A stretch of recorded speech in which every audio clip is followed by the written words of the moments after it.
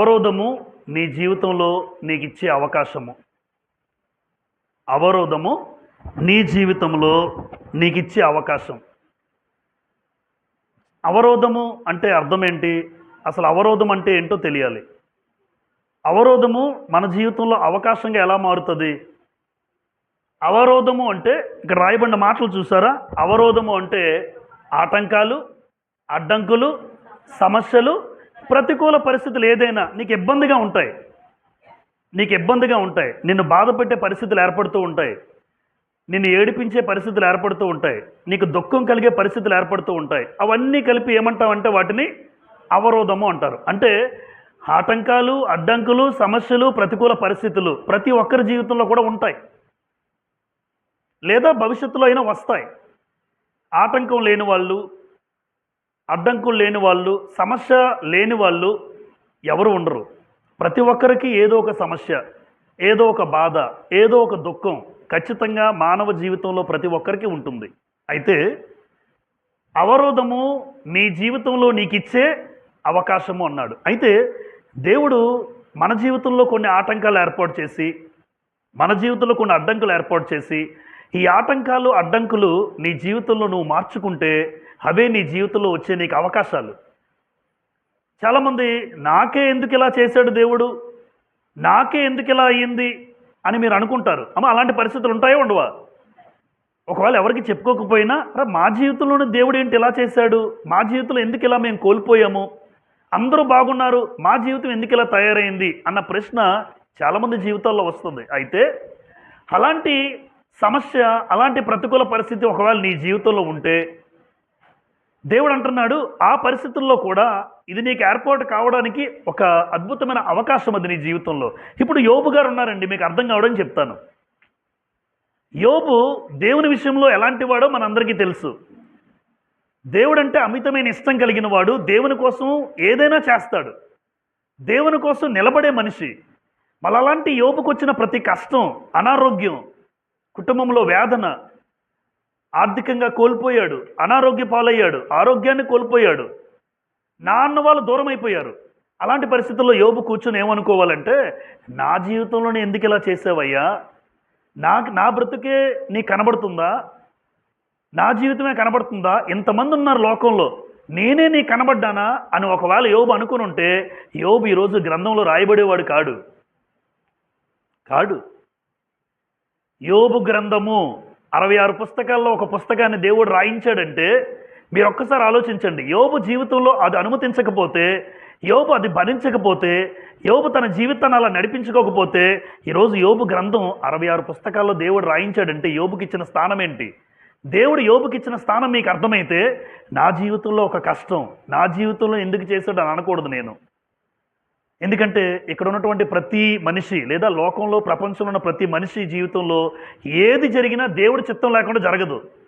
ఒకవేళ నేను ఏదైనా నా జీవితంలో కోల్పోయినా, నా తండ్రిని కోల్పోయినా, నా తల్లిని కోల్పోయినా, నా పిల్లల్ని కోల్పోయినా, నా భార్యను కోల్పోయినా, భర్తను కోల్పోయినా, తండ్రి చిత్తం లేకుండా ఏది జరగదు. అయితే అది జరిగిందని కుమిలిపోకుండా మన జీవితంలో ఎన్నో ఆటంకాలు, సమస్యలు, ప్రతికూల పరిస్థితుల్లో కూడా దేవుడు ఒక అవకాశంగా మారుస్తాడు భవిష్యత్తులో. అది మనకు తెలియదు. భవిష్యత్తులో యోబు ఆశీర్వదించబడతాడని యోబు గారికి తెలుసా? 2 ఆశీర్వాదం యోబు పొందుకుంటాడని తెలియదు. యోబు గ్రంథం అసలు ఆయన పుస్తకంలో రాయిస్తాడని కూడా యోబు గారికి తెలియదు. యోబు చరిత్ర రాయిస్తాడని యోబుకు తెలీదు. కానీ ఎవరు రాయించారు? అది అంటే దేవుడు ఒక అద్భుతమైన స్థాయిని యోబుకి ఇచ్చాడు లేదు మీకు అర్థం అవ్వాలి. అంటే ప్రతి మనిషి జీవితంలో వచ్చే కష్టం, ప్రతి మనిషి జీవితంలో వచ్చే బాధ వెనక మనం భరిస్తూ, ఇది దేవుడి చిత్తము, నేను దాన్ని అనుభవించి వెళ్తాను, ఇది దేవుడు అనుకున్నాను నా జీవితంలో జరగాలంతే, వెళ్తాను, అలాగే దాన్ని అనుభవించుకుంటూ వెళ్తాను, దాన్ని నేను స్వీకరించి ముందుకు వెళ్తాను. అప్పుడు నీ జీవితంలో ఒక ప్రాముఖ్యమైన స్థానంలో దేవుడు నిలబెడతాడు. నిజంగా ఆ సమయానికి అనిపిస్తుంది, యోబు అనుకుని ఉంటాడు, నా బ్రతుకే ఇలా అయిపోయింది, నా పిల్లల జీవితాలు నాశనం అయిపోయారు, పిల్లల కళ్ళ ముందు భయంకరమైన కురుపులు, చీము కారుతుంది, ఇలాంటి దుఃఖమైన పరిస్థితి ఎవరికీ రాకూడదు. కానీ దేవా నాకే ఎందుకు ఇచ్చావు, నాకే ఈ పరిస్థితి ఎందుకు అని అనుకోలేదు. అందుకే నా జీవితంలోని ఎందుకు ఇలా జరుగుతుంది అని ఎవరైనా అనుకుంటే అక్కడ రాశాను చూడండి, దేవుడు నీ జీవితంలో పని చేయడం ప్రారంభించాడు. దేవుడు నీ పట్ల కార్యం చేయడానికి సంకల్పం కలిగి ఉన్నాడు. ఇప్పుడు ఇక్కడ రాయబడిన చరిత్ర చాలామంది జీవితాల్లో ఉన్నాయి. ఇక్కడ రాయబడిన విషయాలు అంటే దేవుడు నీ జీవితంలో పని చేయడం ప్రారంభించాలంటే నీకు సమస్యలు వస్తాయి, నీకు బాధలు వస్తాయి, నీకు నిందలు వస్తాయి, ఇబ్బందులు కలుగుతూ ఉంటాయి. మరొక విషయం, నువ్వు తప్పు చేస్తే నేను చెప్పలేను. దేవుని కోసం బాగా బ్రతుకుతూ నమ్మకంగా బ్రతికే వారికి వస్తేనే నేను చెప్పగలుగుతున్నాను ఈ మాటలు. పాడు పనులు చేసేవాడికి రోగాలు వస్తాయి, ఇష్టానుసారంగా బ్రతికేవాడికి జబ్బులు వస్తాయి, రోగాలు వస్తాయి, నష్టాలు వస్తాయి, కష్టాలు వస్తాయి. అలాంటి మనుషుల గురించి నేను చెప్పట్లేదు. దేవుని కోసం నమ్మకంగా బ్రతికేవాడు, దేవుని కోసమే నిలబడేవాడు, ఆయనే నా జీవితం, ఆయనే నా సర్వస్వం అనుకున్న మనుషులకు ఏమైనా వస్తే అది నా జీవితంలో ఇచ్చే అవకాశం. అది అందరి కోసం ఇది వర్తించదు. ఇష్టానుసారంగా దేవుని దృష్టి ఎదుట పాపం చేసేవాడికి ఇది వర్తించదు. పాపం చేసినవాడికి రోగం వస్తుంది, రావాలి కూడా. వాడి జీవితంలో ఏది జరగదు, జరగకూడదు కూడా. నేను కూడా అదే అంటాను. వాడు అలా బ్రతుకుతుంటే ఆడికి ఎందుకు జరుగుతుంది? జరగకూడదు. దేవునికి నమ్మకంగా బ్రతుకుతూ ఉంటే కష్టం వచ్చింది అనుకోండి, అప్పుడు నీ జీవితంలో ఒక స్థానంలో నిలబెడతాడు దేవుడు. నమ్మకంగా బ్రతుకుతున్న నాకే కష్టం వచ్చిందంటే ఖచ్చితంగా ఈ కష్టము నాకు ఒక అవకాశం. చేతిలో ఒక్కొక్కసారి చిల్లి గవ్వ కూడా ఉండదు. నాకు కూడా ఒక్క చిల్లి గవ్వ కూడా ఉండదు, ఒక రూపాయి కూడా ఉండదు. అరే ఏంట్రా ఈ పరిస్థితి వచ్చింది అనిపిస్తుంది. అప్పుడు రూపాయి విలువ తెలిసి ఇలా ఖర్చు పెట్టాలి. ఉన్నప్పుడేమో లగ్జరీగా జీవించాను. ఒక పాఠం నేర్పించాడు దేవుడు నాకు. ఎందుకంటే ఉన్నప్పుడు ఖర్చు పెడుతున్నావు, మరి ఆ లేని స్థితి కూడా నీకు తెలియాలరా అంటాడు దేవుడు నా జీవితంలో. నీకు తెలియాలి. అందుకే ఒక్కొక్కసారి రూపాయి కూడా ఉండదు. అరే ఏంట్రా ఈ కష్టం వచ్చి పడింది, ఇప్పుడు ఎలా? ఆ కష్టంలోంచి ఒక పాఠం నేర్పిస్తాడు దేవుడు. అప్పుడు రూపాయి విలువ తెలిస్తే దాన్ని ఖర్చు పెట్టే విధానం నీకు అర్థమవుతుంది. అలా ప్రతి మనిషిలో ఆర్థికంగా ఇబ్బందులు వస్తాయి, అనారోగ్య పరిస్థితులు వస్తాయి. అయితే ఏ ఇబ్బంది కలిగినా దేవునికి నమ్మకంగా బ్రతికే మనిషిలో ఇబ్బందులు కలుగుతూ ఉంటే ఆ అవరోధాలు జీవితంలో దేవుడు నీకు ఇచ్చే అవకాశం. అన్నా తల్లి ఉంది, ప్రార్థన చేసేది, పిల్లలు పుట్టలేదు, పిల్లలు ఇవ్వలేదు, దేవుడు ఇవ్వలే. అన్న ఏమైనా పాపం చేసిందా? లేదు. హన్నా చాలా నమ్మకంగా జీవించింది. అంటే నమ్మకంగా జీవించి దేవునికి ఇష్టంగా బ్రతికిన హన్నా జీవితంలో దేవుడు ఎందుకు పిల్లలు ఇవ్వలేదు? దేవుడు ఎందుకు పిల్లల్ని ఆలస్యం చేశాడు అంటే, హన్నా నువ్వు తీర్మానం చేసుకోవాలి. నువ్వు తీర్మానం చేసుకుంటే నీ బిడ్డ నాకు కావాలి అంటే దేవుని సంకల్పం ఉంది హన్నా జీవితంలో. అందుకే పిల్లల్ని ఆపాడు. ఇప్పుడు హన్నాకి అందరిలాగే పిల్లల్ని ఇచ్చాడు అనుకోండి, సమయాలు వచ్చేవాడా? రాడు. మీరు బ్యాక్గ్రౌండ్ ఆలోచించండి. సమయాలు రారు. ఎందుకంటే సమయాలను ఇవ్వదు, మందిరంలో పెట్టదు. మొక్కుకుంది కాబట్టి ఆ మొక్కుకోవాలంటే నీకు పిల్లలు రాకూడదు. నువ్వు ఏడవాలి, నువ్వు మొక్కుకోవాలి, నువ్వు ఒక తీర్మానం, నీ గుండె బాధల్లోంచి ఒక తీర్మానం చేయాలి. అయ్యా నువ్వు నా కొడుకుని ఇస్తే నేను నీకు ఇస్తాను. అప్పుడు ఇచ్చాడు పిల్లల్ని.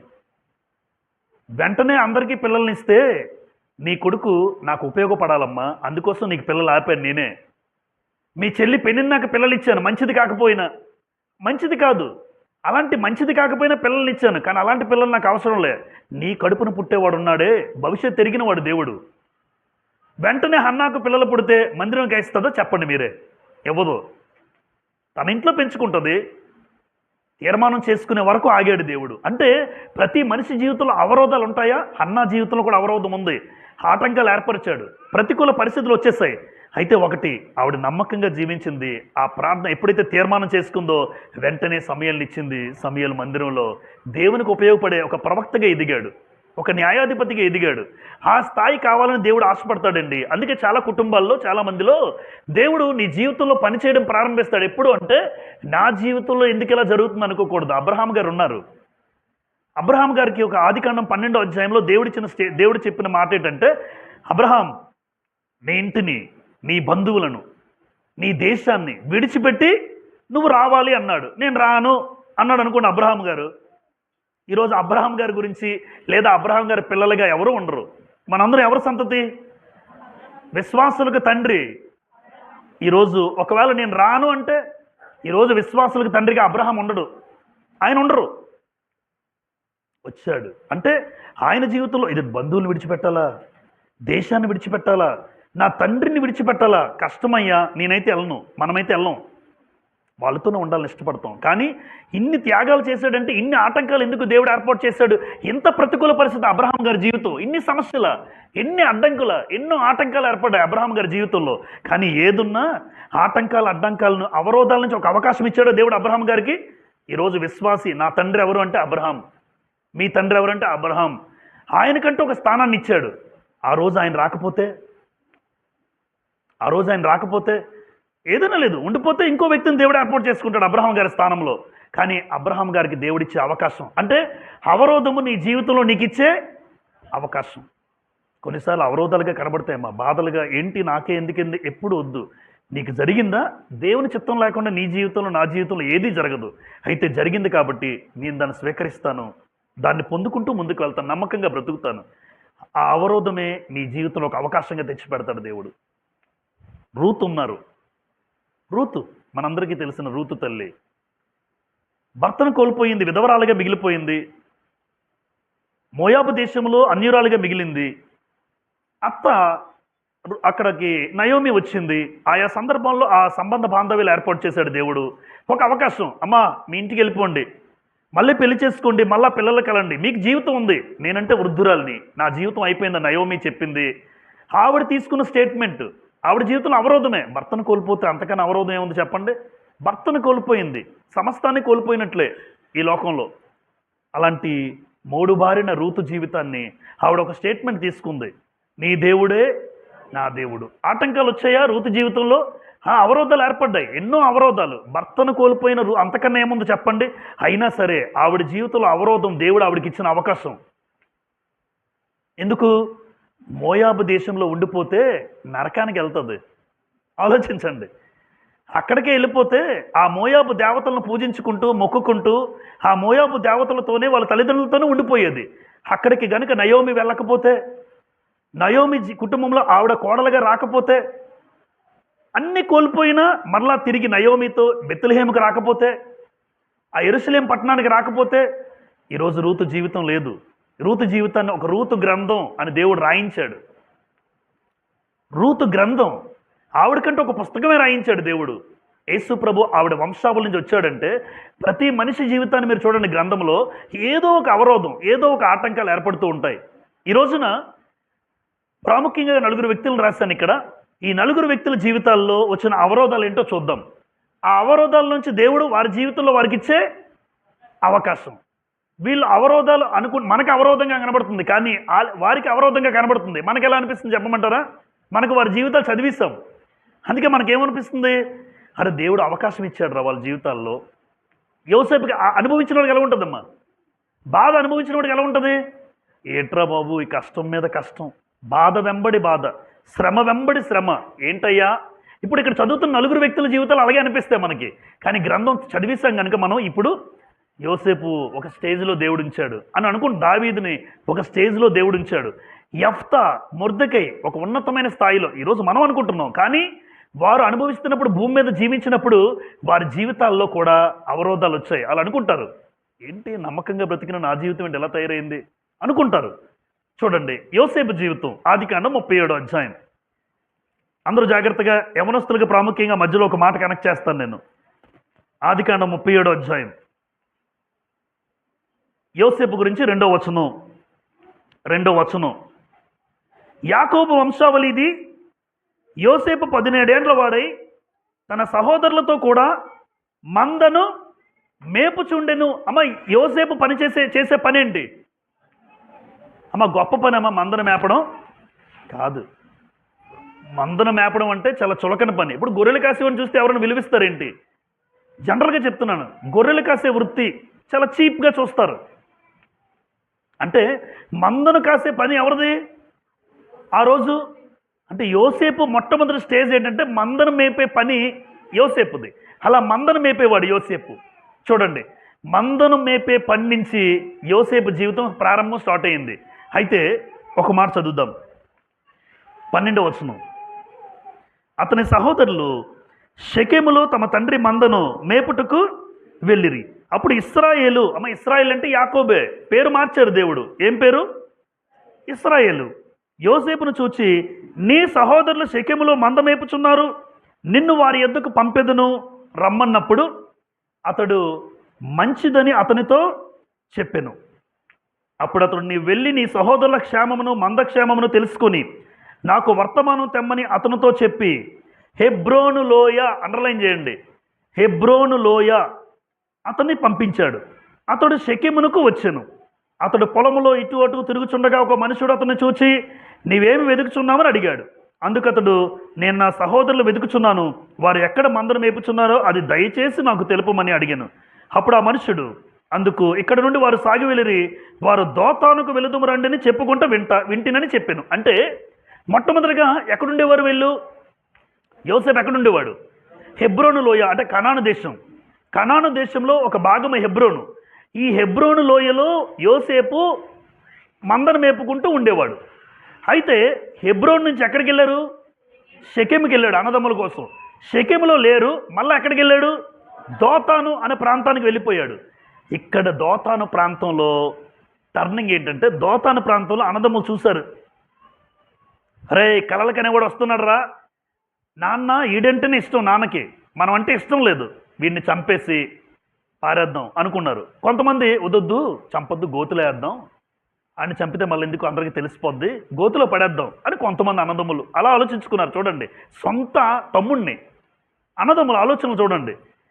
అలా గోతులో వేసేసిన వ్యక్తిని గోతులోంచి బయటకు తీసి ఐగుప్తు దేశానికి అమ్మేస్తారు. ఐగుప్తు దేశానికి వెళ్ళిపోతాడు. ఎక్కడ తండ్రి దగ్గర హెబ్రోను లోయ, ఎక్కడ ఐగుప్తు దేశంకి వెళ్ళిపోయాడు చూడండి. ఇప్పుడు ఈ స్టేజ్లు చూస్తే గోతులో వేసినప్పుడైనా 20 తులాల వెండికి అమ్మేశారు. ఎన్ని అమ్మినప్పుడైనా యోసేపు ఫీలింగ్ ఎలా ఉంటుంది?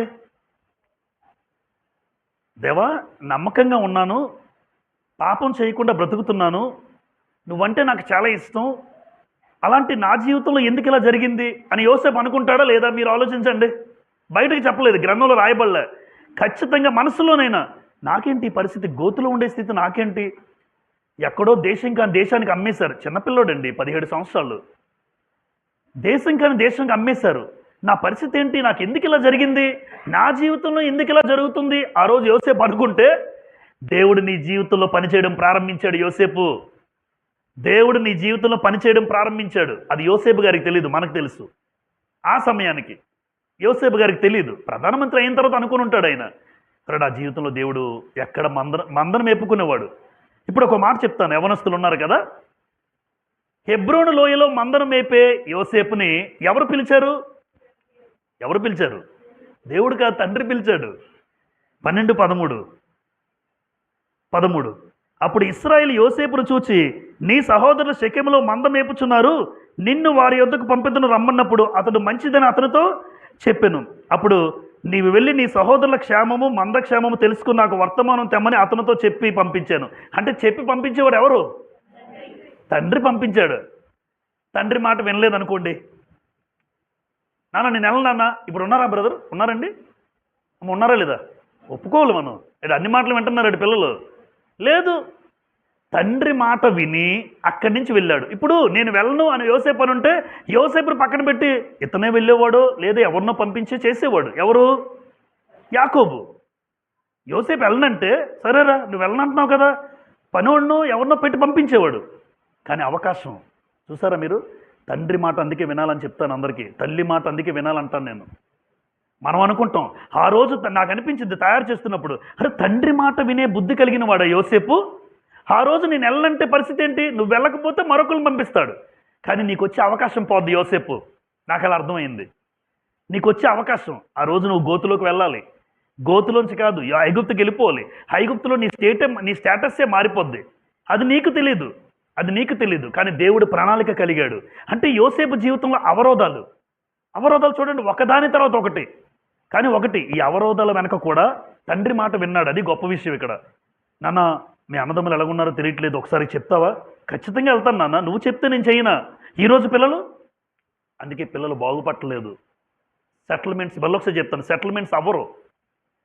ఎందుకురా అంటే తండ్రికి తల్లికి పడినప్పుడు మీరు ఎంత చదవండి, మీరు ఎన్ని చెయ్యండి, తండ్రి మాట వినకుండా తల్లి మాట వినకుండా తిరిగేవాడు, ఒక మంచి సెటిల్మెంట్లో ఉన్నవాడు కనబడరు. అలాంటి పరిస్థితి మనం తెచ్చుకోకూడదు. నాకు అలా తయారు చేస్తున్నప్పుడు నిజంగా యవ్వనస్తులు తండ్రి మాట వినే పిల్లలుగా ఉంటే, తల్లి మాట వినే పిల్లలుగా ఉంటే వారి జీవితాలు యోసేపును దేవుడు ఎందుకంత ఆశీర్వదించాడు అంటే, యోసేపు జీవితంలో తండ్రి మాట విన్నాడు గనుక అక్కడికి వెళ్ళాడు. ఆ ప్రాంతానికి వెళ్ళాడు, అన్నదమ్ముల కోసం విచారించాడు. ఆయన మాట విని ఇక్కడ ఏది జరిగినా ఓకే, ఇబ్బంది అని చెప్పట్లే, అవరోధాలు ఏర్పడ్డాయి. కానీ వెళ్ళాడా లేదా? వెళ్ళకపోతే అసలు చరిత్ర చదవం మనం. ఆదికాండం 37 అధ్యాయం నుండి ఆదికాండం 50 అధ్యాయం వరకు యోసేపు చరిత్ర ఉంటుంది. 13 అధ్యాయాలు. 13 అధ్యాయాలు. మీరు బైబిల్ గ్రంథంలో అబ్రహాం తర్వాత ఎవరిని చెప్తారు? ఇస్సాకు. ఇస్సాకు తర్వాత యాకోబు. యాకోబు తర్వాత చూసారా, యోసేపు అన్నారు. 12 మంది కొడుకులు, కానీ ఎవరు కనబడరు. మీరు ఆలోచించండి. అబ్రహాం, ఇస్సాకు, యాకోబు, యోసేపు అంటారు తప్ప రూబేను, సిమియోను, జెబులూను, ఇస్సాకారు ఎవరి పేర్లు మీకు కనబడవు. చరిత్రలో పేర్లు పుట్టారని ఉంటుంది, కానీ ఒక చరిత్రని తిరగరాసిన వాళ్ళు ఎవరు అంటే అబ్రహాం, ఇస్సాక్, యాకోబు, యోసేపు. ఎందుకు వాళ్ళ సరసన చేరాడు అంటే కారణం తండ్రి మాట వినే బుద్ధి కలిగిన వాడు. రైట్, అమ్మేశారు, ఐగుప్తుకి వెళ్ళిపోయాడు. ఐగుప్తుకి వెళ్ళిపోతే పోనీ అక్కడేమైనా బాగుందా అంటే చెయ్యని నేరానికి ఎవరో స్త్రీ వచ్చి కోరుకుంటే ఆ స్త్రీ యొక్క కోరిక తీర్చనందుకు జైల్లో వేయించింది ఆవిడ. జైలుకి వెళ్ళిపోయాడు. చూసారు, అక్కడ కూడా ఎంత బాధ అనుభవించాడు. 105వ కీర్తన 105వ కీర్తన 105వ కీర్తన కీర్తనకారుడు యోసేపు గురించి రాయబడిన మాట చూద్దాం. 105వ కీర్తన 17-18 చూడండి.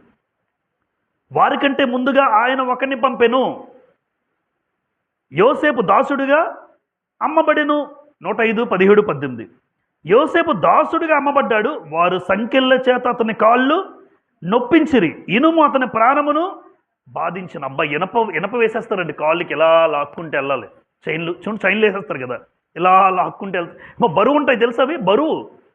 ఇనప సంఖ్యలు బాధ పెట్టాయట. 2 సంవత్సరాలు బాధపడ్డాడు. అరే నాకే ఎందుకు ఇలా జరుగుతుంది, నా జీవితంలో ఎందుకు ఇలా చేసావయ్యా? ఖచ్చితంగా మనసులోనే అనుకుంటాడు, నేనేం చేశాను, ఏం పాపం చేశాను? ఆవిడతో తప్పు చేయకుండా ఉండడం తప్ప, నేను చేసిన తప్ప? నువ్వంటే ఇష్టం కనుక ఆవిడతో వెళ్ళడం మానేశాను. ఆ పని నాకు నచ్చలే, అసహ్యం వేసింది నాకు. ఆవిడ రమ్మని చెప్పినా అది నేను చేసిన పొరపాట. నా కాళ్ళకు సంఖ్యలు వేసి ఇనుము బాధిస్తుంటే ఎంత బాధకు గురయ్యాడో, వేదనకు గురయ్యాడో. ఎన్ని అవరోధాలండి యోసేపు జీవితంలో, 1-2. మందను మేపుచుండేవాడు, హ్యాపీగా అక్కడే ఉంటే బాగుంది అనుకునేవాడు తండ్రి దగ్గర. ఇలా ఇన్ని స్టేజ్లు, ఆఖరి చెరసాల్లోకి 2 సంవత్సరాలు దాసుడిగా విచారణకర్తగా ఎదిగాడు. అంచెలంచెలుగా ఏ స్టేజ్కి వచ్చాడు ఆయన? ఆదికాండం 45వ అధ్యాయంలో ప్రధానమంత్రి అయిపోతాడు. ఆదికాండం 45వ అధ్యాయం లేదా 41వ అధ్యాయం. ఆదికాండం 41లో ప్రధానమంత్రి అయిపోతాడు. 37లో బాధలు స్టార్ట్ అయ్యాయి. 37లో సుమారుగా 13 సంవత్సరాలు తండ్రికి దూరమయ్యాడు. ఎంత ఏజ్ అన్నాడు? సుమారుగా 17. 30వ సంవత్సరంలో ప్రధానమంత్రి అవుతాడు. తన 30వ ఏట అంటే ఈ పీరియడ్ చూడండి, 17 నుంచి 30 అంటే ఎన్ని సంవత్సరాలు తండ్రికి దూరమయ్యాడు?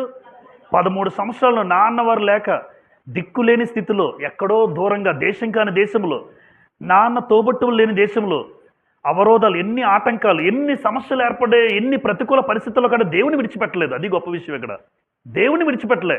అందుకే ఆదికాండం 39వ అధ్యాయంలో యెహోవా యోసేపుకు తోడైయుండెను, యెహోవా యోసేపు తోడైయుండెను అని 4 సార్లు రాయబడుతుంది. అంటే ఇన్ని బాధల్లో కూడా ఎవరు తోడుగా ఉన్నారు? ఆయన తోడుంటే చాలు నీ స్థితిగతులను మార్చగలిగేవాడు. నీకున్న అవరోధాలు నీ జీవితంలో దేవుడు నీకు ఇచ్చే అవకాశం. అదే యోసేపు నాకు అనిపిస్తుంది, ఇక్కడే ఉండిపోతే ఇప్పుడు ఎక్కడ ఉంటాడు చెప్పండి? అయితే మందరం మేపుతుంటాడు, అంతే, మందరే మేపుతుంటాడు.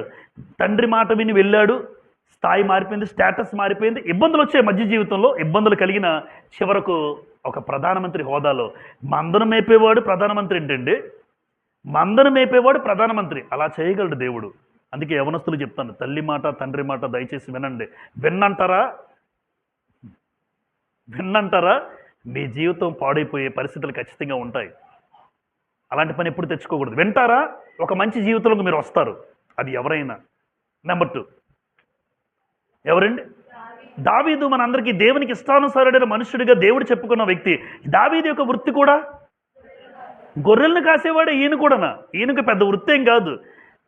ఇద్దరికి సిమిలారిటీస్ ఉంటాయి. యోసేపుకి దావీదికి ఏమైనా సంబంధం ఉందా? యోసేపుకి దావీదికి? ఇతను ధర్మశాస్త్ర కాలంలో రాజు, ఇతనేమో పితరుల కాలంలో ఎక్కడో కొన్ని వేల సంవత్సరాలు ఇద్దరికి డిఫరెన్స్ ఉంది, వేల సంవత్సరాలు. కానీ యోసేపులో ఏవైతే గుణలక్షణాలు ఉన్నాయో సుమారుగా దావీదులో అవి కనబడుతూ ఉంటాయి. యోసేపు మందను మేపేవాడు, దావీదు గొర్రెలు అన్నాడు అంతే. ఇక్కడ గొర్రెలు కాసేవాడు. సమూయేలు మొదటి గ్రంథం 16వ అధ్యాయం.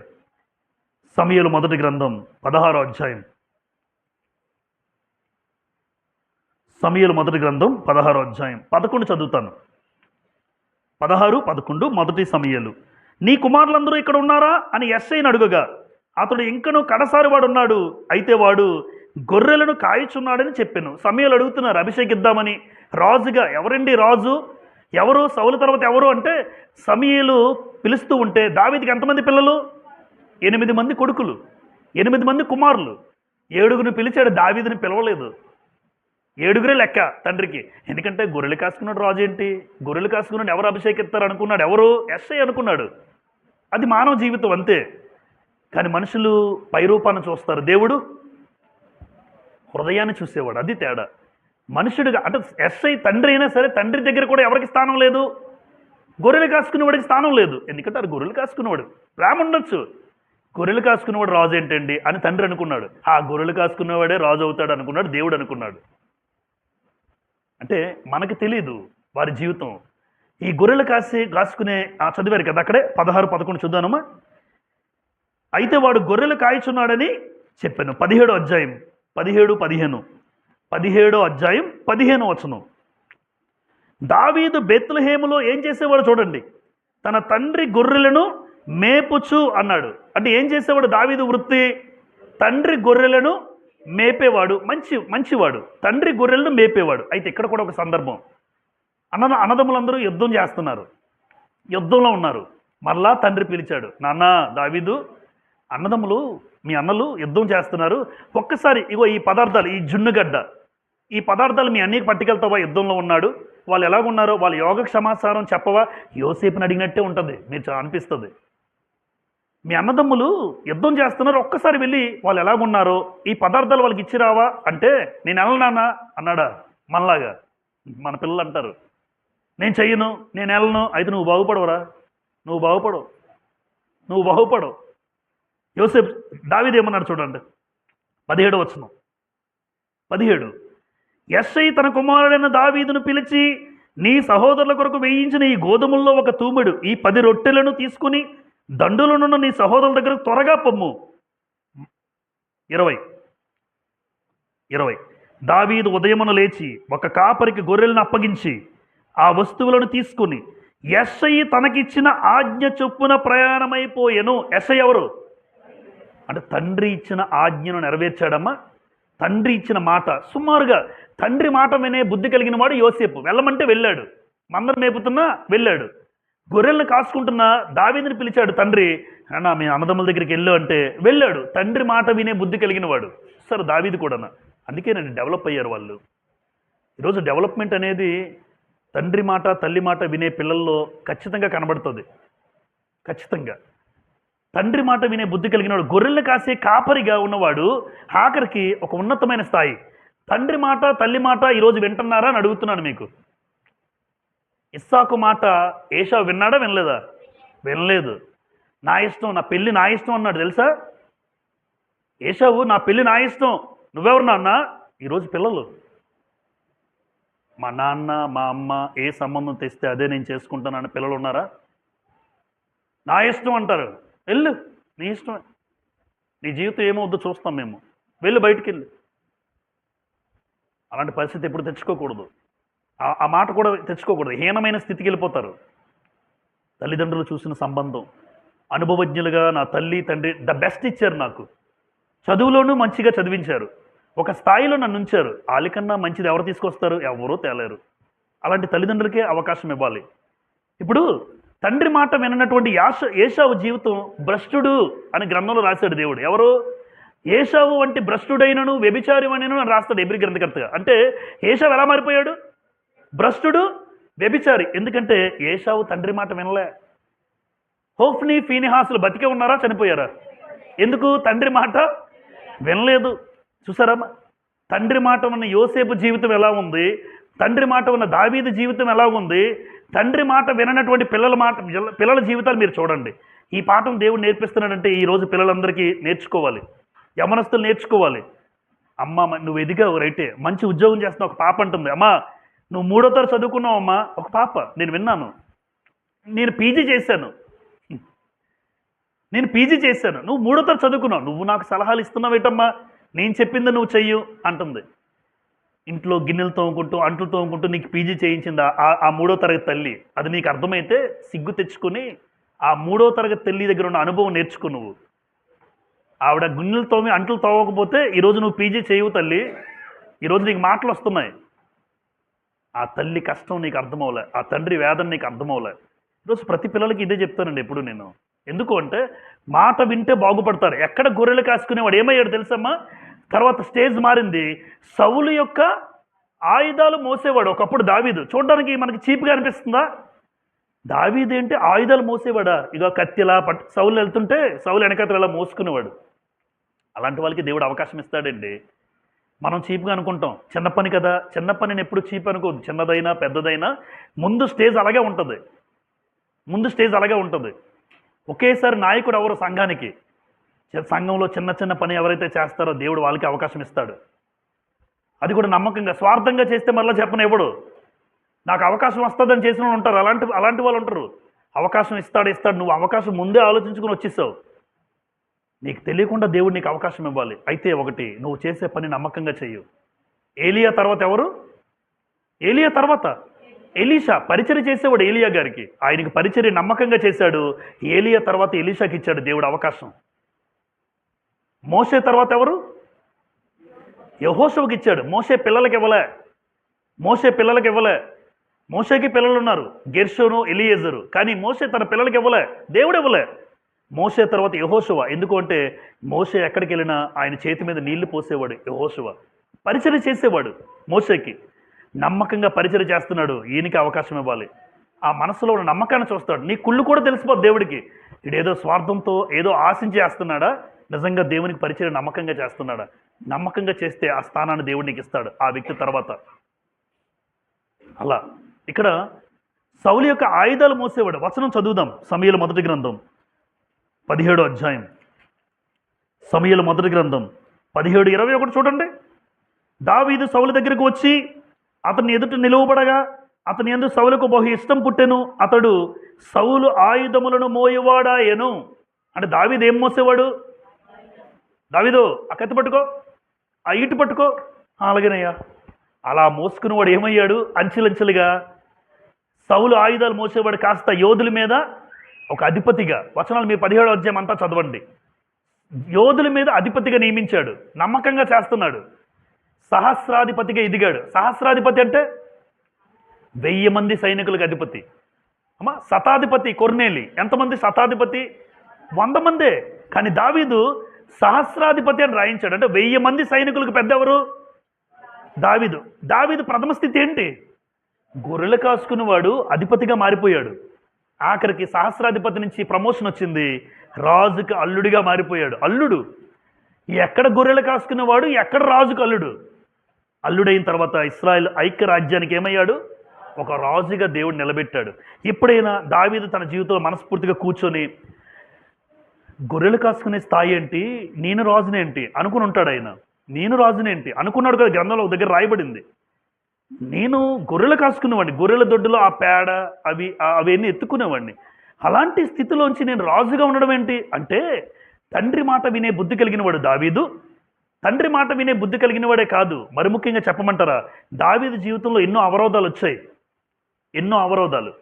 అందులో అవరోధాలు గొర్రెలు కాస్తూ ఉన్నప్పుడు మీ అందరికీ చాలాసార్లు విన్నారు. సింహపు నోట నుండి రక్షించాడా? సింహపు నోట నుంచి, ఎలుగుబంటి నోట నుంచి రక్షించాడు. ఎందుకు ఈ అవరోధాలు వచ్చాయి? దావీదు ఎవ్వరికీ చెప్పలేదండి. ఇప్పుడు ఎవరైనా ఇక్కడ ఉన్నటువంటి వాళ్ళు మీరు సింహాన్ని ఓడిస్తే ఎంతమందికి చెప్పుకుంటారు? డబ్బా సింహం చంపేశాన్రా అని గ్యారెంటీ చెప్పుకుంటాం. ఎలుగుబంటిని చీల్చాన్రా అని మనం చెప్పుకుంటాం. కానీ ఇంకో విషయం చెప్పమంటారా, దావీదు వాళ్ళ అన్నదమ్ములకు కానీ వాళ్ళ నాన్నకు కానీ సింహాన్ని చంపాను, ఎలుగుబంటిని చంపాను అని గొప్పగా చెప్పుకోలేదు. అవసరం ఎప్పుడొచ్చింది? గొల్యాతును చంపడానికి అవకాశం వచ్చి అప్పుడు మాట్లాడతాడు. 17వ అధ్యాయం 32 చూడండి. 17:32 ఈ ఫిలిస్తీని బట్టి ఎవరి మనస్సును కృంగ నిమిత్తము లేదు. మీ దాసుడిని నేను వానితో పోట్లాడుదునని దావీదు సౌలుతో అనగా, సౌలు అంటున్నాడు 33లో, ఈ ఫిలిస్తీని ఎదుర్కొని వానితో పోట్లాడుటకు నీకు బలం చాలదు నాయనా, నీకు బలం చాలదు. నువ్వేమో బాలుడువు, వాడేమో చిన్నప్పటి నుంచి యుద్ధాభ్యాసాలు నేర్చిన వాడు గొల్యాతు, నువ్వెలా చంపగలవు నాయనా అంటే అప్పుడు వరకు తల్లిదండ్రులు కానీ అన్నదమ్ములు కానీ హరి ఈడు సింహాన్ని చంపాడురా అన్న స్థితి ఎప్పుడు చెప్పుకోలేదు. మనమైతే చెప్పుకుంటాం. చూడండి కిందకి 34. అందుకు దావీదు సౌలుతో ఇట్లను, మీ దాసుడిని నేను నా తండ్రి యొక్క గొర్రెలు కాయిచుండగా సింహమును ఎలుగుబంటి వచ్చి మందలోంచి ఒక గొర్రె పిల్లని ఎత్తుకుని పోవచుండగా నేను దానిని తరిమి చంపి దాని నోట నుండి ఆ గొర్రెను విడిపించుతుని. 36. మీ దాసుని నేను ఆ సింహమును ఎలుగుబంటిని చంపితేనే వీడెంత అన్నాడు, ఈ గొల్యాత్ ఎంత అన్నాడు. అమ్మ మీకు అర్థమైందా? అవరోధాలు నీ జీవితంలో నీకు ఇచ్చే అవరోధం నీ జీవితంలో నీకు ఇచ్చే అవకాశం. ఇప్పుడు దావీదు జీవితంలోనే సింహాన్ని చంపే ధైర్యం లేకపోతే, ఎలుగుబంటిని చంపే ధైర్యం లేకపోతే ఈరోజు దావీదు గొల్యాతు ముందు నిలబడలేడు. 9 అడుగులు 6 మూరల జానెడు అడుగులు. ఇప్పుడు 9 అడుగులుండి ఒక బాడీ బిల్డర్లో నిల్చుంటే ఆయన ముందుకు మనం ఏమి వెళ్తాం చెప్పండి? ఆడి కట్అవుట్ చూస్తేనే భయం వేస్తుంది. దావీదు అంత వ్యక్తిని చూసినా సౌలు భయపడిపోయాడు, ఇశ్రాయేల్ అందరూ భయపడిపోతున్నారు, దావీదుకి భయం లేదు. అంటే దావీదు జీవితంలో ఈ గొర్రెలు కాసుకున్నప్పుడు ఈ ట్రైనింగ్, ఈ తర్ఫీదు, ఈ శిక్షణ ఎవరిచ్చారు? ఎందుకు? భవిష్యత్తులో దావీదు గొల్యాతుని ఎదుర్కోవాలి. దావీదుకి తెలియదు ఆ విషయం, ఎవరికి తెలుసు? ఈ సౌలు ఇశ్రాయేల్ అందరూ భయపడిపోతుంటే దావీదు అన్నవాడు అక్కడికి రావాలి, దావీదు గొల్యాతును చంపాలి, ఈ గొల్యాతును చంపే ధైర్యం దావీదుకి రావాలి అంటే దావీదు అరణ్యంలో ఉన్నప్పుడే, గొర్రెలు కాసుకున్నప్పుడే సింహం వెళ్ళేటట్టుగా దేవుడు చేశాడు, ఎలుగుబంటి వెళ్ళేటట్టుగా దేవుడు చేశాడు. ఆ సింహము ఎలుగుబంటి చంపగలిగే శక్తి కలిగిన వాడిగా దేవుడు తర్పీదునిచ్చాడు, ఒక శిక్షణ ఇచ్చాడు. ఎందుకంటే సింహం వచ్చినా మనం భయపడతాం గాండ్రింపుకి, సింహం వచ్చి కళ్ళ ముందున్న సింహాన్ని చంపిన వాడికి గొల్యాతు ఒక లెక్క కాదు. అది ఆ ధైర్యం రావడానికి అంటే దావీదు జీవితంలో వచ్చే అవరోధాలు దావీదు జీవితంలో దావీదుకి ఇచ్చే అవకాశం. ఒక రాజుగా దేవుడు నిలబెట్టాడండి. చూడండి, గొర్రెలు కాసుకున్నవాడు స్టేజ్లు మారి ఒక ఉన్నతమైన రాజుగా మిగిలిపోయాడు, దేవుడు నిలబెట్టాడు. అయితే ఈ ఇద్దరు జీవితాల్లో ఒక కోయిన్సిడెంట్ ఉంది. ఏంటది కామన్ పాయింట్? 2. ఓకే, గొర్రెలు కాసుకునేవారు, మందను కాసేవారు. తండ్రి మాట వినే బుద్ధి కలిగిన వారు యోసేపు, దావీదు. అందుకోసం గొర్రెలు కాసుకునే స్థాయి మీదొద్దు, మిమ్మల్ని రాజుగా కూర్చోబెడతాను అని దేవుడు నిశ్చయించుకున్నాడు, దేవుడు సంకల్పించాడు. ఆ సంకల్పం నెరవేరడానికి వారి జీవితంలో కొన్ని అవరోధాలు వచ్చాయి. ఈరోజు ఇక్కడ ఉన్నటువంటి ఈ మాటలు వింటున్న మీరైనా నేనైనా ఒకనొకప్పుడు నీ స్టేజ్ ఏదో ఉంటుంది, కొన్ని అవకాశాలు ఇబ్బందులు ఇరుకులు ఎదురవుతుంటాయి. ఏంట్రా నా జీవితంలో, నాన్న చనిపోయినప్పుడు ఏంట్రా నా పరిస్థితి ఎలాగైపోయింది, నాకేంటి తెలియదు, నాన్న చనిపోయాడు, ఏమి చేయలేని దిక్కుతోసిన స్థితి, ఏం చేయలేకపోతున్నాను, ఏది అసలు కాళ్ళు చేతులు ఆడలేదు. ఆయన ఉన్నంతకాలం ఒకటి ఉండేది, అంటే ఏంటి నా పరిస్థితి అనుకునేవాడిని, అన్యుడిగా ఉన్నాను. అప్పుడు దేవుడు నేర్పించుకుంటూ ఒక్కొక్క స్థాయి మార్చుకుంటూ ఈరోజు ఇక్కడ నిలబెట్టాడు. అవకాశాలు, అదొక అవకాశం వస్తుంది నీ జీవితంలో. అంటే ఏది లేదు, నాకేది తెలీదు, ఎక్కడో ఉండే పరిస్థితి మనం అనుకుంటాం, కానీ దేవుడు మన స్థితిగతులను మార్చేవాడు. అయితే నీ జీవితంలో ఆటంకాలు రాకుండా మానవు. వచ్చిన ఆటంకము అడ్డంకాలని దేవుడు నా జీవితంలో నాకు ఇచ్చే అవకాశం, దీన్ని నేను చెయ్యాలి, ఒక నమ్మకంగా చదవాలి, కష్టపడి చదవాలి, ఒక ఉన్నతమైన స్థితికి నేను చేరుకోవాలి అని ఒక గురి గమ్యము దేవుడు నేర్పించాడు. ఆ రోజున చదవాలి. హేళన చేశారు బైబిల్ పండితులు అందరూ, చాలామంది నాకు తెలిసిన వాళ్ళు చాలామంది మాట్లాడుతుంటే వాళ్ళ మధ్య నేను చిన్నపిల్లోడిని నీకేం తెలుసురా అంటే 6 గంటలు బైబిల్ చదివేవాడిని. 6 గంటలు. ఈరోజు దేవుడు వాళ్ళతో కూర్చోబెట్టే స్థాయిని ఇచ్చాడు. వాళ్ళు ఎక్కడ కూర్చున్నారో నేను అక్కడే కూర్చోగలుగుతున్నాను. అంటే దేవుడు ఒక స్థాయిని చెప్తున్నాను. బైబిల్లోనే కాదు, లోకంలో కూడా ఒక మంచి స్థానాన్ని నువ్వు నేను పొందుకోవాలంటే ప్రతి వెనక కూడా కష్టం ఉండాలి. ఆ కష్టానికి తగిన ప్రతిఫలం దేవుడిస్తాడు. ఈరోజు ఇలాంటి మహాశైలు మహాభక్తులు ఒకటే చేశారండి, తండ్రి మాట వినే బుద్ధి. ఈరోజు నేను తల్లి మాట తండ్రి మాట వింటున్నానా లేదా అన్నది మీరు పరీక్షించుకోవాలి. నెంబర్ 3, యెఫ్తా జీవితం ఎన్నోసార్లు చెప్పుకున్నాం. యెఫ్తా జీవితం న్యాయాధిపతుల 11వ అధ్యాయంలో మీరు చూస్తారు. త్వరగా చదివేద్దాం. న్యాయాధిపతుల 11వ అధ్యాయం, న్యాయాధిపతుల గ్రంథం 11వ అధ్యాయం ప్రారంభ వచనాల్లో యెఫ్తా జీవితం మనకు కనబడుతుంది. గిలాదు వాడైన యెఫ్తా పరాక్రమము గల బలాఢ్యుడు, అతడు వేశ్య కుమారుడు. గిలాదు యెఫ్తాను కనెను. గిలాదు భార్య అతనికి కుమారులు కనగా వారు పెద్దవారే యెఫ్తాతో, నీవు అన్య స్త్రీకి పుట్టినవాడు గనుక మన తండ్రి ఇంట నీకు స్వాస్యము లేదనిరి. యెఫ్తా సహోదరుల యొద్ద నుండి పారిపోయి టోబు దేశమును నివసింపగా అన్నాడు. ఇక్కడ యెఫ్తా జీవితం చదివాం గనుక అతను ఎవరికి పుట్టాడు? వేశ్య కుమారుడా. అమ్మ, వేశ్య కుమారుడు అని పిలిస్తే మా ఆనందమా సంతోషంగా ఉంటుందా? బాధగా ఉంటుంది. వేశ్యకు పుట్టిన మా అమ్మ ఆ పని చేసి ఉండొచ్చు, కానీ ఆ కొడుకు అలా కాదు కదా. కానీ అలాగే పిలుస్తారు జనరల్గా.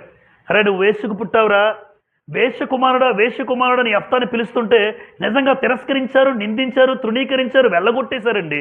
అన్నదమ్ముల దగ్గరికి వెళ్తే అన్నయ్య ఆకలేస్తుంది అన్న అంటే ఆకలి లేదు ఏటి లేదు, వెళ్ళరా. నువ్వు ఎవరికి పుట్టావు తెలుసా? నువ్వు ఒక వేశ్యకు పుట్టినవాడు. నీకు మన ఇంట్లో చిల్లి గవ్వ కూడా నీకు రాదని పంపించేస్తారు. చిల్లి గవ్వ కూడా నీకు రాదురా యెఫ్తా, నీకు రాదు, వెళ్ళిపో అక్కడి నుంచి. అమ్మ, ఎంత అవమానంగా ఫీల్ అయి ఉంటాడు చూడండి. ఎంత భారం, ఎంత తలదించుకొని ఏడుస్తూ ఆనందం నుంచి దూరం అయిపోయాడు. అలాంటి వ్యక్తిని దేవుడు ఒక యోధుడిగా దూరం వెళ్ళిపోయాడు. టోబు దేశానికి వెళ్ళిపోయి ఆ దేశంలో ఒక యోధుడిగా బలాఢ్యుడిగా మారాడు.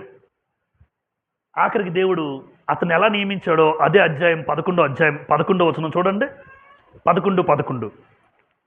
కాబట్టి యెఫ్తా గిలాదు పెద్దలతో కూడా పోయినప్పుడు జనులు తమకు ప్రధానునిగాను అధిపతినిగాను అతనిని నియమించుకొనిరి. ఏంటి, వేశ్య కుమారుడు ఏమయ్యాడు? ప్రధానుడయ్యాడు. వేశ్యకు పుట్టినవాడు అధిపతిగా మారిపోయాడు. ఆఖరికి అధిపతిగా మారిన యెఫ్తా న్యాయాధిపతిగా 6 సంవత్సరాలు పనిచేశాడు ఇశ్రాయేలుకి. న్యాయాధిపతిగా. ఎక్కడమ్మా? వేశ్యకు పుట్టినవాడు ఎలా మారాడు? ఒక న్యాయాధిపతిగా దేవుడు నిలబెట్టాడండి. అంటే యెఫ్తా జీవితంలో అవరోధాలు ఏంటి అంటే అన్నదమ్ములు పంపించేశారు, హీనంగా మాట్లాడారు, దిక్కుతోచని స్థితిలో ఎక్కడికో వెళ్ళిపోయాడు. తనకంటూ ఏ జీవితం లేదు. దేవా, మళ్ళా యెఫ్తా నమ్మకంగా బ్రతికాడు దేవుడికి. నా జీవితంలో ఎందుకు ఇలా జరిగింది, నాకే ఎందుకు ఇలా చేసావు, నాకంటూ తల్లి లేదు, అన్నదమ్ముల దగ్గరికి వెళ్తే వాళ్ళు తరిమేశారు, ఎక్కడికో వెళ్ళిపోయాడు. కానీ దేవుడు మాత్రం ఆదరించాడు. దేవుడు తోడుగా ఉన్నాడు. యెఫ్తా జీవితంలో ఎన్ని అవరోధాలు వచ్చినా, ఎన్ని ఆటంకాలు వచ్చినా, తన జీవితంలో ఎంత పరిస్థితి అయిపోయినప్పటికీ కూడా దేవుడు చూడండి యెఫ్తాని న్యాయాధిపతిగా నిలబెట్టాడు. అంటే ఆ రోజు అన్నదమ్ములు పంపించకపోతే, ఆ రోజు అన్నదమ్ములు అంటే కొన్నిసార్లు మన తిట్టినా నిందించినా మనకు మంచిదే. కొన్నిసార్లు మన మీద అన్న వాళ్ళు నిందించేవాడు అన్నా పర్వాలేదు, అక్కడి నుంచి నువ్వు దూరం అయితే నీ జీవితంలో మార్పు వచ్చింది. ఒక అద్భుతంగా దేవుడు నిలబెడతాడు. అది మనకు తెలియదు ఈ రోజున. యెఫ్తా అనుకునేవాడా న్యాయాధిపతి అవుతానని? యెఫ్తా అనుకునేవాడు, యెఫ్తాకు తెలియదు. కానీ దేవుడు న్యాయాధిపతిగా ఉండాలని దేవుడు ముందే చూసుకున్నాడు. ఏ అన్నదమ్ములు తిట్టేటట్టుగా చేశాడు, వాళ్ళు దించి దూరం అయిపోయినా. అందుకే మీ జీవితంలో కూడా ఎవరైనా మిమ్మల్ని నిందించినా, మిమ్మల్ని బాధ పెట్టినా మీరు ఎప్పుడు దుఃఖపడొద్దు. నిన్ను నిందించేవాడే ఒక రోజున మళ్ళీ నీకు సెల్యూట్ చేస్తాడు. నిన్ను తిట్టేవాడు, దూషించేవాడే ఒకరోజు నీకు నమస్కరించినట్టుగా దేవుడు చేయగలడు. ఈరోజు వాళ్ళు నిందించారు, నన్ను కష్టపెట్టారు, నన్ను బాధ పెట్టారు అని యెఫ్తా అనుకున్నా ఆ రోజు అక్కడి నుంచి వెళ్ళిపోవడం, అవరోధాలుగా మారిపడిన తనవి దేవుడు తన జీవితంలో ఎలా మార్చాడు? ఒక అవకాశంగా మార్చాడు. అది యెఫ్తా జీవితం. చివరిగా మొర్దెకై యెఫ్తాలో ఉన్న కామన్ పాయింట్ ఏంటంటే ఇద్దరు దేవునికి లోబడేవాడే. మొర్దెకై కూడా దేవునికి లోబడేవాడు. మొర్దెకై ఎవరిని పెంచాడు? ఎస్తేరు, హదస్సా, ఎస్తేరుని పెంచి పోషించాడు. అలా ఎస్తేరుని ఒక రాణిగా మార్చాడు దేవుడు. ఆ రాణిగా అహష్వేరోషు రాజ్యానికి చేరుకుంది ఆవిడ.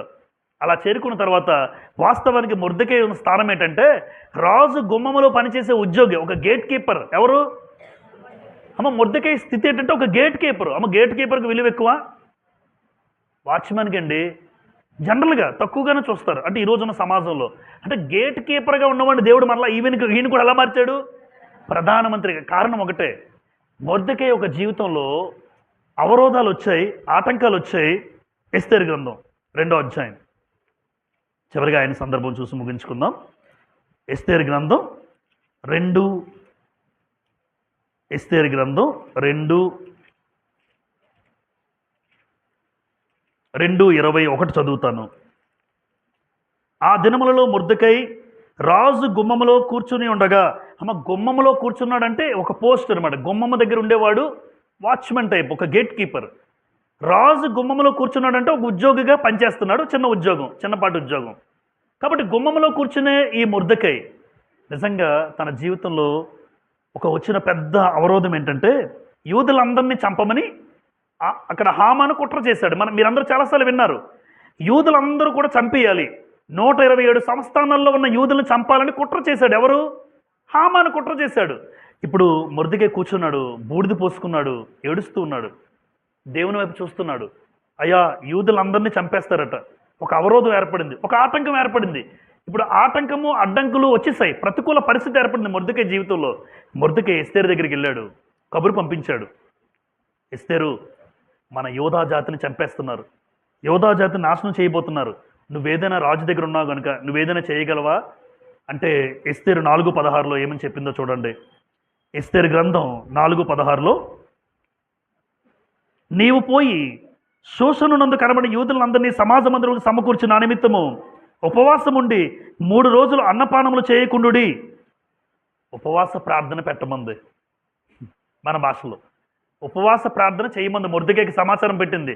మొర్దెకై, నువ్వు బాధపడకు, ఈ అవరోధం ఏర్పడింది కదా, ఈ యొక్క ఆటంకం ఏర్పడింది కదా, ఈ ప్రతికూల పరిస్థితుల్లో మనం చేయాల్సింది ఒక్కటే, దేవునికి ఉపవాస ప్రార్థన చేయండి. నేను ఎక్కడ చేస్తానో మీరు అక్కడ ప్రార్థన చేయండి. అయితే దేవుడు ఏం చేశాడో ఎస్తేరు గ్రంథం 8:2 రాజు హామాను చేతుల నుండి తీసుకున్న తన ఉంగరమును మొర్దెకైకి ఇచ్చెను. ఎస్తేరు మొర్దెకైని హామాను ఇంటి మీద అధికారిగా ఉంచెను. అమ్మ, స్టేజ్ మారిందా? అధికారిగా యూదులందరూ కూడా చంపడానికి నిర్ణయం తీసుకున్నారు. ఒక భయంకరమైన అవరోధం వచ్చేసింది. ఈ అవరోధంలో మొర్దెకై ఏం చేశాడంటే ఉపవాస ప్రార్థన చేశాడు. దేవుడు ఒక అధికారిగా నిలబెట్టాడు, ఒక గొప్పవాడిగా దేవుడు మార్చేశాడు, ఒక ప్రధానమంత్రిగా దేవుడు ఆయన్ని స్థిరపరిచాడు. 2 వచనాలు చదివి మనము ముందుకు వెళ్దాం. 9వ అధ్యాయం 4వ వచనం, 3, 4 లేదంటే 4, 9, 4. మొర్దెకై రాజు యొక్క నగరంలో ఏమయ్యాడు? గొప్పవాడాయను. ఈ మొర్దెకై అనువాడు అంతకంతకు గొప్పవాడగుట చేత అతని కీర్తి సంస్థానములన్నింటి యందు వ్యాపించెను. గేట్ కీపరు గొప్పవాడయ్యాడు, గేట్ కీపర్ కాస్త ఒక అధికారిగా మార్చబడ్డాడు. కారణం ఒకటే, దేవునికి లోబడేవాడు. ఎక్కడున్నా దేవునికి తప్ప మరొకరికి శిరస్సు వంచడు మొర్దెకై. అంత నియమ నిబంధనలు కలిగిన వాడు. అలాంటి వాడిని అవరోధాలు వచ్చినా పర్వాలేదు, దేవుడు నిలబెడతాడు. శద్రకు, మేషకు, అబేద్నెగోలు ఎక్కడ నిలబెట్టాడు? 7 అగ్ని కొలిమిలో ఉండలేదా? చచ్చిపోయినా పర్వాలేదని ఫిక్స్ అయిపోయారు. శద్రకు, మేషకు, వేసేస్తారా? వేసేసేయండి, కానీ నీ బొమ్మకు మొక్కం, ఆ ప్రతిమకు మొక్కం మేము. నెబుకద్నెజరు 7 అగ్నిలో వేసేస్తే వేసేసుకో. మరి దేవుడు వదిలేశాడా? దేవుని కోసం నిలబడే వాళ్ళని దేవుడు విడిచిపెట్టడు. అవరోధాలు వస్తాయి. శద్రకు, మేషకు, అబేద్నెగోలు చచ్చిపోతున్నారు, అందులో వేసేశారు, చావలేదు. సింహాల బోన్లో వేసిన దానియేలు సైతము సింహాల బోన్లోకి వెళ్ళిపోయాడు, కానీ ప్రార్థన మానలేదు. రోజుకి ఎన్నిసార్లు ప్రార్థన? 3 ప్రార్థన చేసే అలవాటు దానియేలు. ప్రార్థన చేస్తే సింహాల బోన్లో వేస్తాం, వేసేసుకోండి. ప్రతికూల పరిస్థితులు వచ్చాయా దానియేలుకి? ప్రార్థన చేసుకుంటే రేపు పొద్దున్న వస్తాయి మనకు కూడా. అదండి, రావచ్చు భవిష్యత్తులో ఇప్పుడున్న ప్రభుత్వాలను బట్టి. ప్రతికూల పరిస్థితులు వచ్చినా, సమస్యలు వచ్చినా, అడ్డంకులు వచ్చినా చంపుతామన్నా దేవుని కోసం నిలబడే వాళ్ళు దేవుడు వారి కోసం నిలబడతాడు. దేవుని కోసం నిలబడితే ఒక అడుగు ఆయన మన కోసం నిలబడి ఒక ఉన్నతమైన స్థాయిని నీకు ఇస్తాడు ఈ రోజున. కాబట్టి అవరోధాలు నీ జీవితంలో నీకు ఇచ్చే అవకాశం. అక్కడ రాశాను చూడండి, నీ జీవితంలో ఎన్ని సమస్యలైనా, నిందలైనా, ఇబ్బందులైనా వాటిని దేవుని ఉద్దేశంలో మీరు చూడాలి. దేవుడు మన జీవితంలో, నీకు అది బాధ అనిపిస్తుందమ్మా, కాదంటం లేదు. కొన్ని కోల్పోతే మనకి ఎలా ఉంటుందంటే, కోల్పోయిన వ్యక్తికి తెలుస్తుంది నా జీవితంలో దేవుడు ఎందుకు ఇలా చేశాడు. ఈరోజు నీకు అది బాధ అనిపిస్తుంది తల్లి, తండ్రి, భవిష్యత్తులో దేవుడు ఎందుకు చేశాడో నీకు అర్థమవుతుంది. దేవుడు ఎలా చేయాలని నీ పట్ల ఒక సంకల్పం కలిగి ఉన్నాడో నీకు తెలుస్తుంది. ఈరోజు నీకు జీవితం చూసినప్పుడు నీకు బాధే, నీకు దుఃఖమే, నీకు వేదనే. ఆ రోజు యోసేపు జీవితం చూసినప్పుడు యోసేపుకి అలాగే ఉంటుంది. ఏంట్రా బాబు నా స్థితి, దావీదుకి అలాగే ఉంటుంది. కానీ యెఫ్తా జీవితం అంతే. కానీ ఎవరి జీవితాలు చూసుకున్నా ఈరోజు వాళ్ళందరి జీవితాలు చదువుతున్న మనకేమనిపించాలి? నా జీవితంలో దేవుడు ఏం చేసినా నా మేలు కోసమే. అదే రోగం వచ్చింది, నా మేలు కోసమే. రోగం వచ్చింది కాబట్టి ఒక ఆయన అంటున్నాడు, రోగం వచ్చింది కనుక ఇంటి దగ్గర బైబిల్ చదువుతున్నాను అన్నాడు ఆయన. నాకు తెలిసిన ఒక సువార్తికుడు.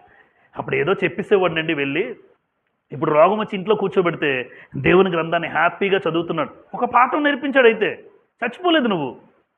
చదవలేని వ్యక్తి, ఏదో అడపాదడపా చదివి వాక్యం చెప్పే వ్యక్తికి దేవుడు కూర్చోబెట్టి నువ్వు వాక్యం బాగా చదువు, బాగా చెప్పు. ఇప్పుడు ఆ ట్రైనింగ్ ఆయన అంటున్నాడు, ఆయన మోటివ్ ఆయన మాటలు.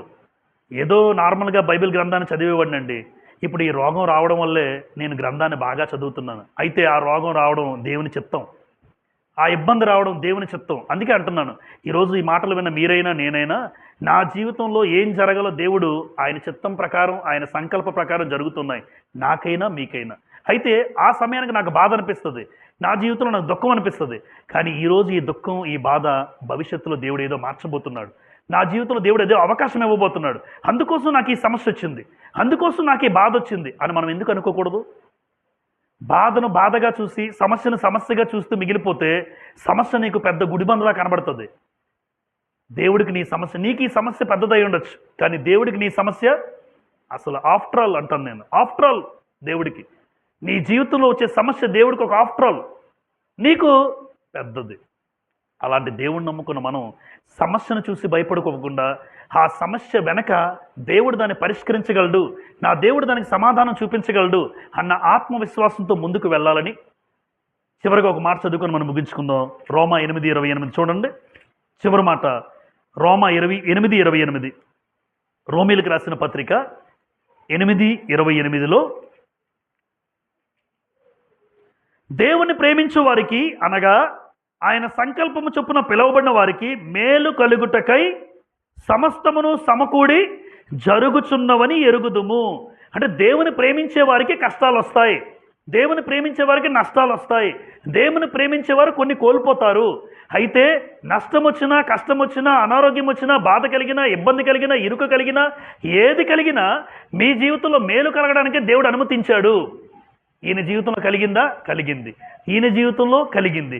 వారి వారి జీవితాల్లో కలిగి ఒక స్థాయిలో దేవుడు పెట్టాడు. అయితే అవన్నీ ఎందుకు జరుగుతున్నాయని అడిగితే నీ జీవితంలో మేలు కలగడానికే సమస్తము సమకూడి జరిగిస్తున్నాడు దేవుడు. అందుకే ఎప్పుడు కూడా అమ్మ దేవుణ్ణి ఏమీ అనకుండా నా జీవితంలో ఏది చేసినా, ఒకవేళ నష్టం వచ్చినా దేవుడు నాకు ఇదే ఇచ్చాడు, ఇలాగే ఉంచాలని ఇష్టపడుతున్నాడు, అది దేవుని చిత్తం, నేను దానికి తల వంచుకొని శిరస వహించి నువ్వు చెప్పిన ప్రకారం బ్రతుకుతానయ్యా అన్న మాట తప్ప మన నోటి వెంట మరొక మాట రాకుండా తల వంచుకొని నీ చిత్తానికి నేను లోబడతాను, నువ్వే నా జీవితాన్ని నీకు సమర్పించుకుంటాను. ఆయన అలా మీరు అనండి, ఎక్కడ నిలబెడతాడో మీరు చూడండి. అలా వారి జీవితాలు కొనసాగాయి. యవనస్తులారా, తల్లిదండ్రుల మాట ఎప్పుడు వినండి, అది మీకు బాగు చేస్తుంది. అంతే. అందరికీ వందనాలు.